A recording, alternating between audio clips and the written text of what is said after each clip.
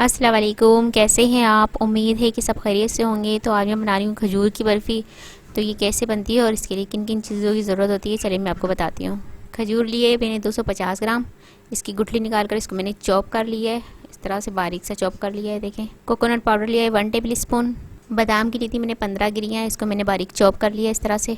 पिस्ते की 15 गिरियाँ ली थी, इसको चॉप कर लिया है बारीक। मक्खन लिया है 1.5 टेबल स्पून। यहाँ पैन में सबसे पहले मैं मक्खन डाल दूँगी और इसे मेल्ट होने दूंगी।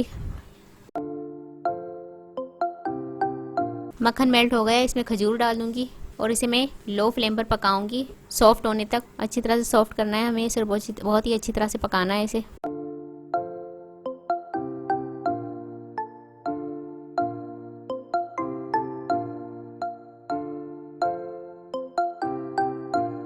खजूर देख कितनी अच्छी तरह से हमारी सॉफ्ट हो गई है। इसी तरह से हमने सॉफ्ट करके पकाना है। तो ये अब रेडी हो चुकी है।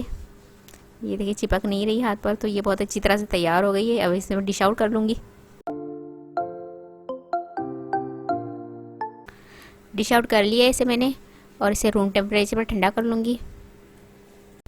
ये खजूर हमारी ठंडी हो गई है, देखिए अच्छी तरह से ठंडी हो गई है। अब इसमें मैंने जो बादाम पिस्ते और खोपरा है वो इसमें डाल दूँगी। मैं पिस्ते डाल दूँगी, पहले बादाम डाल दूँगी और इसका मैं रोल बना लूँगी। रोल मैंने बना लिए है। अब मैं इस तरह से ये पिस्ते थोड़े से डाल दूँगी, शेल्फ पर थोड़े पिस्ते डाल दूँगी, बादाम डाल दूँगी, खोपरा डाल दूँगी। ये देखिए खजूर का जो रोल था, इसको मैं अब इस बादाम पिस्ते और खोपरे पर रोल कर दूँगी इस तरह से। ये देखिए ड्राई फ्रूट हमारे अच्छी तरह से स्टिक हो गए। अब मैं इसे एल्युमिनियम फॉइल में रैप कर लूँगी और इसे फ्रीज कर दूँगी 2 घंटे तक।